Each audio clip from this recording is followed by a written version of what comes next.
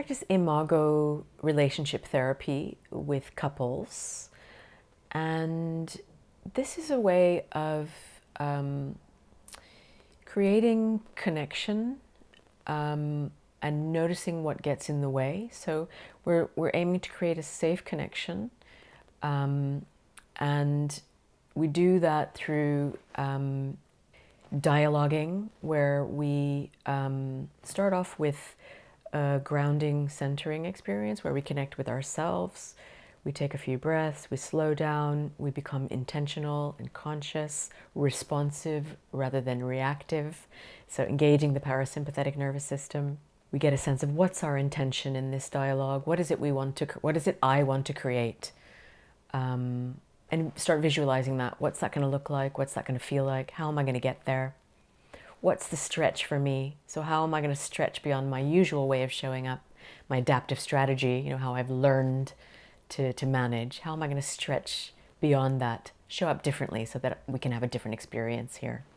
So we then take turns. We have a sender and a receiver, and the sender starts sending using I language. I feel, I need, I would like. The receiver just listens, mirrors, this is what I'm hearing you say, is there more? Validates, this makes sense to me, what you're feeling, given what you've told me, and empathizes. I'm imagining you maybe feeling really frustrated. And then we swap. And the I language is really important, because when we use I language, we're inviting empathy from the other. Rather than when we use you language, you always X, Y, and Z. You never X, Y, and Z. The other person tends to feel attacked and will tend to disconnect or become defensive. So this is what I mean by creating safe communication, safe, responsible communication. I'm communicating about my experience, and I'm inviting you into my world to try and understand. I'm not telling you about yourself, I'm telling you about myself. So when we're able to communicate safely, we're able to maintain a sense of connection. And it's things like shame, blame, and criticism that tend to create disconnection. So that's really important to know, that if you are bringing shame in, you're trying to shame your partner, to criticize them, that's going to cause disconnection and generally defensiveness. So if you want something to change, a much more effective way of approaching it is to appreciate your partner when they show up in this way. Thank you so much for listening to me when I was upset the other day. That's going to grow that behavior because it's acknowledged, it's appreciated. Generally we want to show up for each other. We want to meet each other's needs. So you're letting your partner know, this is how you're meeting my needs, and this is how you can meet my needs. And it will generally make them want to meet your needs. When we use I language and we communicate in this conscious way, in dialoguing, we're also moving away from enmeshment. So enmeshment is, this situation where there are no real clear boundaries. There's no you and I, it's more we. We like X and Y and Z, or this is good, this is bad. And it doesn't actually create space for subjectivity, that you have your experience and I have my experience, and we don't necessarily have to agree.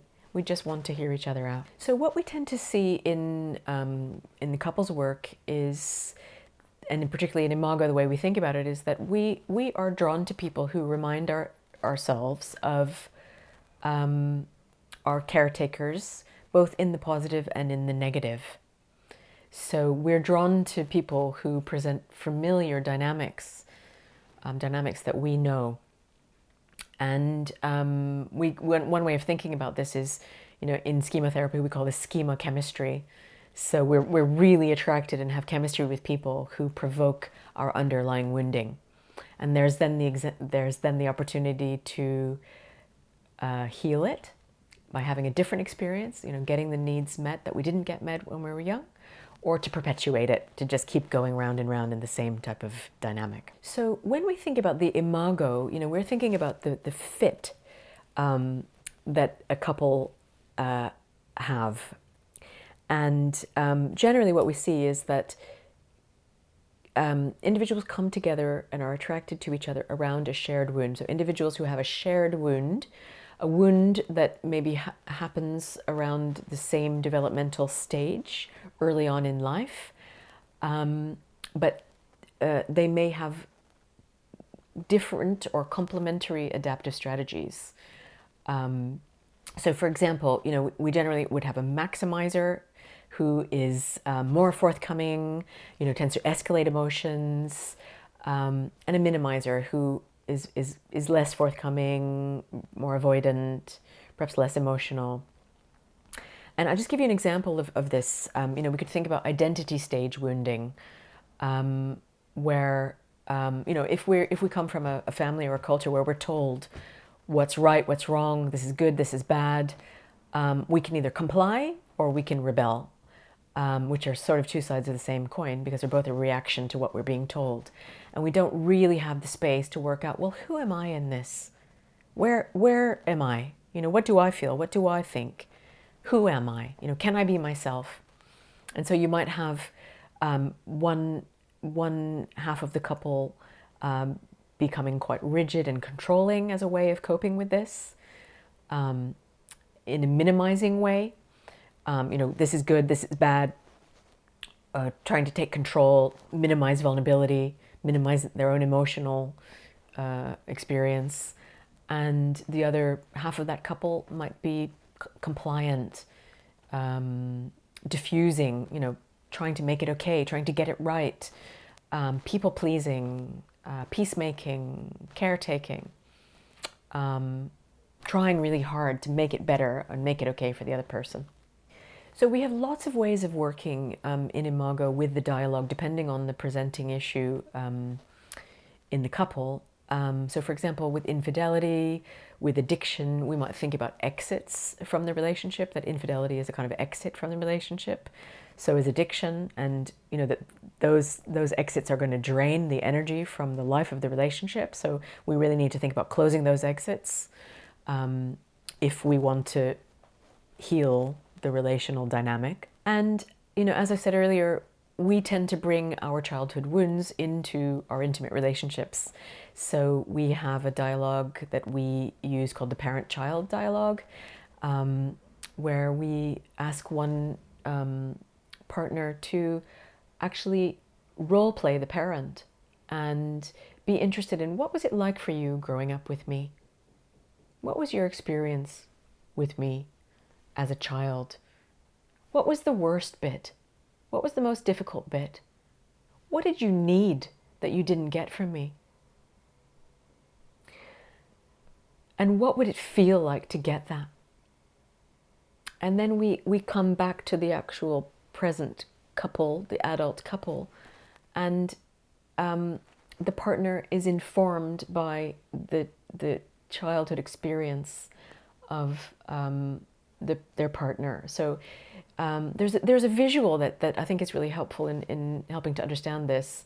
I think it was at the Burning Man festival, and it's a kind of sculpture made out of this mesh wire where you have two adults, huge adults, facing away from each other, and you can see inside, because they're made of this mesh wire, two children, they're smaller figures, facing towards each other, desperately wanting connection. So when we can see the child part of our partner, we can understand that what they're bringing is not just about us. It comes from their childhood wounding. And if we can see that, we don't take everything personally, and we can begin to see what they need, what they didn't get back then, and begin to offer it to them now, which can be incredibly healing. And it goes both ways. So then we work with things like the relationship vision. How do you want your relationship to be? And we get both partners to think about that and to dialogue about that, and to agree on the points that they can agree on, and commit to showing up and creating that every day. And then we also work with appreciation, as I mentioned earlier, so appreciating when our partner shows up for us in the way that we need, because that really helps to grow that behavior and experience. So there are a few books that are really helpful, I think, in thinking about relationship issues from an Imago perspective. Getting the Love You Want is a self-help book for couples, which will help you to dialogue with each other, and it's very experiential.